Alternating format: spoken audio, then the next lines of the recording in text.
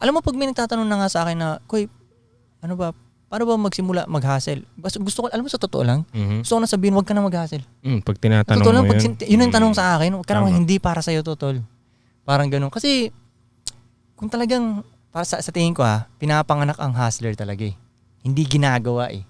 Yun ang sa tingin ko. Tsaka kung totoong hustler nga, hindi na magtatanong. Hindi na magtatanong yun. Hingi ka pang validation? Iisip ka lang ng paraan. Parang ganun, di ba?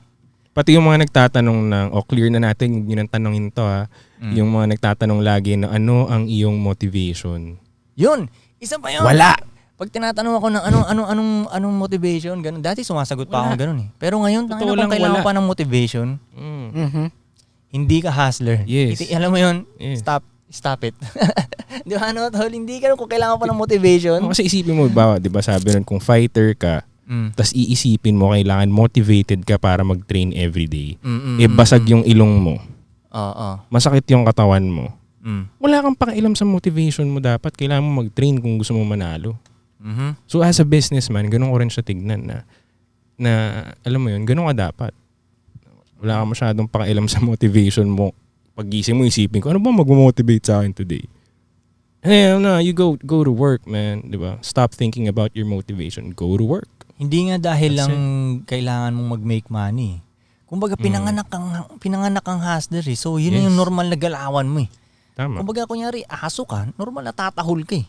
Nasa DNA naman doon ng humans yun eh. Pinanganak kang, alam mo yun, entrepreneur ka, negosyante ka, normal lang yun, ginagawa mo lang yun. Hindi mo nga alam na, pwede nga, parang yan, kung aalalahanin ko yung dating pagkabata ako, ang dahil ko palang ginagawa na parang hustling ako dun, alam mo yun. Hindi ka pa nga aware na hindi ako aware dun eh. Hindi ko alam yung word na hustle dati, hindi ko alam yung word eh.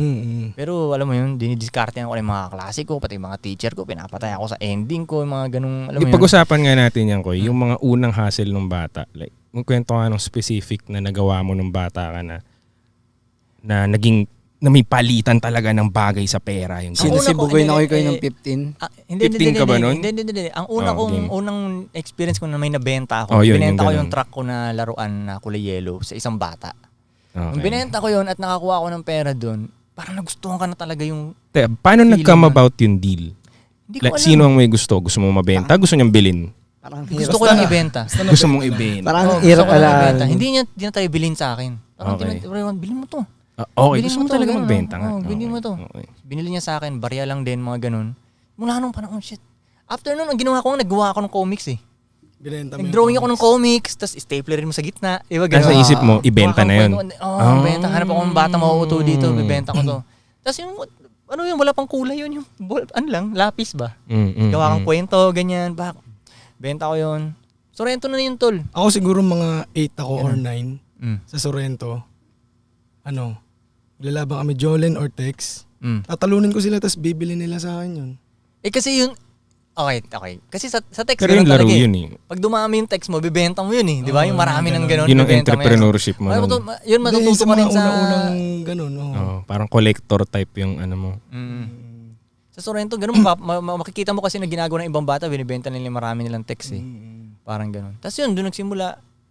Tapos kung ano pa ba, yung yung ending na sa Sorrento. Tsaka yung, bata ka pa niyan? Sobrang bata pa ako. Ako nagtatatino ending. Basketball. Ending sa Sorrento. Tapos may card pa ako na iba pa yung sa school na card. Tapos iba pa yung card na ibibigay ko sa nanay ko. Anong card? Card. Kasi may ending card yun eh. Bibili ka ng card eh. Sabi mo, Frank? Anong card? Ending card. Card. Ending card yun. Bibili ka ng ending card sa tindahan. Sa sari-sari store may nabibiling ganun. Piso lang ata yung piso eh. Yun yung mukhang parang piso lang yata dati. 2 piso eh. Parang ganun. 100 slots siguro. 100 slots. Nandun lahat ng number, di ba? So, iikot ko yun sa buong Sorrento, ganyan. NBA yan, PBA? PBA. Local, support local dun. Oo. Wala pa internet nun eh.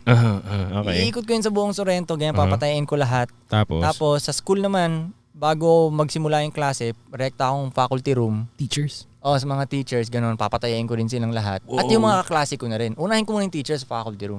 Mas kaklase mo. Tinatakas pa nga nila ako ng teacher. Kasi bawal ka talaga mag-ganun din eh. Yun nga eh. So, sisilip ko muna yung teacher. Kung muna sabihin ko ano school ha. Titingnan muna ng teacher kung nandiyan may principal, di ba? Wala, pasok ba? papatayin ko na sila ng ending card. Pero may dala na rin akong daing at pusit nun tol eh. Mga plastic ng daing at pusit kung ganyan. 100 isang plastic, gano'n. Okay. So umpisa pa lang ng araw, may 1,000 na ako lagi nun eh. Ilan taong ka nito kayo? Naalala mo pa ba? High school yun. High school. High school yan. So 15, 13 to 15. Hindi ko maalala kung ilang taon na nun. Basta So high sa school yun. naaalala mo, magkano ang napapaikot mong pera daily nun? Hindi ko na Naalala mo ba? naalala yun. Pero yun, 1,000. Sure yun, may ganun kalagi. Parang ganun, no? Halos kasi kung 10 plastic lang ng daing at pusit, 100 Malaki yung isa eh. 1,000 nun, ah. Malaki yun. Kasi 1,000 para sa ngayon, unang malaki panahon, pa rin eh. Nung unang panahon. Plus yung ending pa yun, iba pa yung sa ending kung ganun. Tapos meron akong card na binibigay sa nanay ko din kasi nanay ko nagtrabaho sa Makati dati sa mga opisina. Nagpapa-ending din siya dun. Paikutin mo yan dun sa ano. Mas mabilis mapuno. So, halimbawa may nanalo ko eh. 10 piso isang number sa akin dun eh, kay nanay dati. Laki mo magpa-ending nun. Magkano ba dapat? Hindi, syempre, pag bata ka lang, streets, 5 piso. 3. 5 piso, 3. Pag Sorrento, 5 piso lang ang 5 Tres, ganun. piso. Magkano ang nire-release Pag sahod mong sa- payout nun usually? Naalala mo pa ba? Yung panalo, magkano nilalabas mo? 70% ata. Hindi, magkano in peso? Hindi ko na maalala Libo kung rin? magkano ang... Hindi. Kunyari, pag Hindi. 10 piso, kunyari 10 piso yung 1,000 taya mo. 1,000 Para ang mabubuo mo doon. Para mga 700 700 yung bibigay mo sa... 70% Payout doon. mo. Bibigay mo dun sa nanalo. Ang masuswertehan ka doon pag walang tumamang numero, sa'yo lahat yun. May mga instances na ganun, syempre. Oo, Meron. malaki yun. Mas marami yun. Oh. Malaki Mas yung... malaki chance nun. Tsaka Malaki pwede The mo rin, house always wins. pwede mo rin tayaan kung anong trip mong numero. Oh, gusto Sali mo- ka. Ako, hindi ko pinapatayan yung 31 eh. Oo, Sa'yo yun. oo. Yung 1-3 tsaka 3-1, akin yun. Hindi ko na Ganun, pinapatayan ganun. yan. Akin to. Palaga ako to. Ganun. Okay, So, minsan okay. tumatama din yun. Oh, yun. O, saan napupunta yung pera mo dun? Hindi ko rin maalala eh. Wala. Hindi ko alam. Wala. Kung saan. Umiikot lang, no? Wala. Mali ko ba kung ano mga kailangan gawin. Basta ginagawa ko lang siya eh. Santi nga. Yun. Santi, ikaw, naalala mo ba, Ika? May mga unang hustle ka ba? Wala, maalos ganun din. Ending? Hindi. Sa mga direktang illegal ka na. Pwede ba ikwento yun dito? Tapos na ako doon pero ganun, men. Bata ka nagsimula. Oo, parang no? ganun siya eh. Parang Kung anong kailangan mo, tol. Nasa akin. Oo, Parang ganun. Parang mabigat agad yung mundo niyang... Dark word, Oo, dark mabigat. word. Delikado Aspudong. agad na... Tayo school lang, no? Ganun. Dati tol, nung ano ako nito, elementary, Mm. may kaklase ako na siya nagtitinda ng chichirya lagi. Mm. So tuwing recess at lunch, yung mga estudyante pumupunta sa kanya, kahit yung mga teacher bumibili ng chichirya sa kanya. Backpack niya punong-puno ng ganun. Kasi yung iniisip ko, paano ko ba tatalunin to? Si Froilan nga yun, hindi ko makakalimutan si Froilan eh. Ang nakakatawa yung pangalan niya, tol. May tropa ako na ganun. May pera ngayon nakakatawa. yun. Si Froilan yun, may pera ngayon. Kasi sa buong school namin, siya lang yung, parang kami lang yung ganun eh. Entrepreneur Oo, mindset na. nagkataon lang na nauuna siya. Siguro mas may pampuhunan siya, ewan ko. Basta nauuna siya lagi si Froilan. Vegetarian din yun eh. Hanggang Anyway. ngayon, tol. Oo, malamang. Oh, tapos, Tapos siya nagtitinda ng mga chichirya, chippy, ganyan, piatos, ganyan. Siniisip ko paano ko ba ano ito. Hanggat sa may na-discover kami ni nanay sa labas ng Sorrento tol. Naalala mo may Monterey shop doon? Naabutan mo pa yun? meat shop. May Monterey doon. Na yung cashier doon, meron siyang binibentang itlog na ang laman leche plan. Oh, di ba? Itlog na ang laman leche plan. Kakaiba. Pero totoong itlog, babasagin mo muna bago kumain, leche plan yung loob. Oh, di ba? Kakaiba yun, Koy. Oh, Kakaiba. di ba? Oh, kita mo? Never heard of that. Okay, so bumili kami ng marami muna nun. Tapos ang unang diskarte nun, unang araw sa school, dala ko na yung mga leche plan, di ba? Pamigay muna. Pamigay muna. Pre-taste, Oo, pre-taste. oo. Pre-taste. Sa mga teachers, estudyante, ganyan, boom, Walmart. pamigay muna, boom, boom, boom, boom. Kinabukasan, Yan na. singila na. Bentahan na. Okay. Una ka na sold out. Bagsak si Froilan. Bagsak yung diskarte ni Froilan. Sa akin talaga. It's war time. Parang 7 pesos isang itlog nun, no? I'ma take your business, bro. Ngayon, wala na lang 7 pesos eh. Pero dati may Dati may pa lang timbang, pala, mahilig ka ng 7 manghil, Koy. pesos. Oo, kill ng industriya. Oo, no? kill si Froilan sa akin. Kasi normal lang yung paninda niya eh. Chippy, gano'n, normal. Sa akin, Nabibili sa ano eh. kakaiba Sa eh. mga normal na tindahan. Oo, tapos may challenge pa bago buksan, nagbabasagin mo pa, alam mo yun. Tapos parang pagkain mo nun sa leche plan, bitin pa, dalang konti lang nun. Hili ka ulit isa. Oo, parang gano'n eh, kaya manis. Ganun. Yeah. So parang dun mo, kaya sa tingin ko may pinapanganak talagang, pwede bang, paano pag hindi siya pinanganak? Pwede ba yun? Wala nga naman lahat. Pwede, Negosante yung population. Di Hindi, naman pwede naman tapos natutunan. Natutunan. Nahawa ba yun? sa mga Natutunan? kasama. Hindi, feeling ko pinanganak pa rin talaga yun para matutunan niya yun eh, no? Tsaka para mapasama siya sa mga ganong klaseng tao. I mean, pwede pa rin naman sila. Wala namang hindi pwede. Pero yung lang, kumbaga yung overall satisfaction mo sa buhay mo, iba.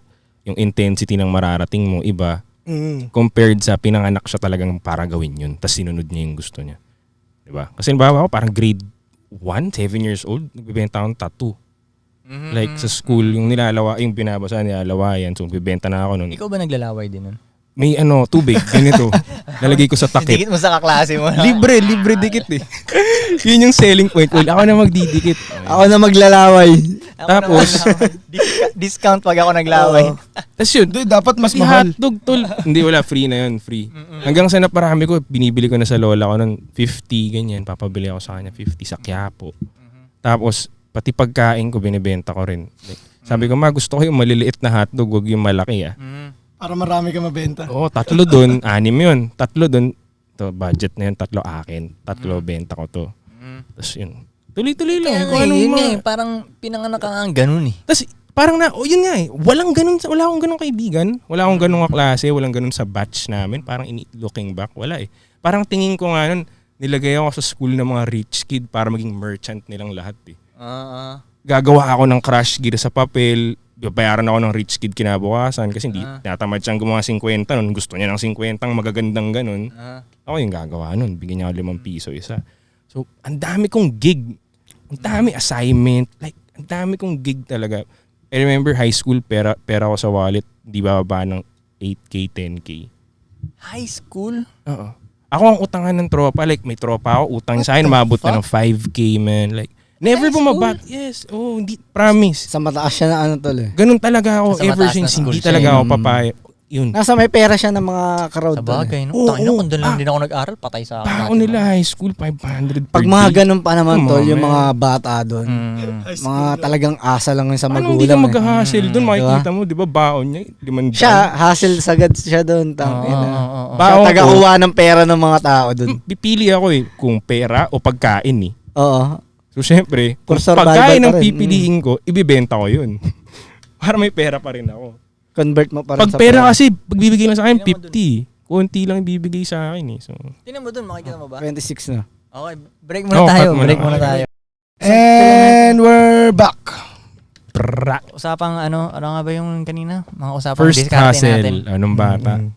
Dati rin nung high school tol, pag yung mga klase ko kasi, tamad yun sila bumaba ng kantin minsan eh. So kami yung isang parang Robin ko, lagi ako may ganun eh. Simula dati pa lang, lagi ako may Robin. Gusto ko yung may Robin ako eh. Yep. Kami yung kami yung mga kolekta. Anong papabili niyo sa baba? Anong papabili niyo sa baba? Ganun. Lahat ng sukli nun, sa'yo na. sa amin na.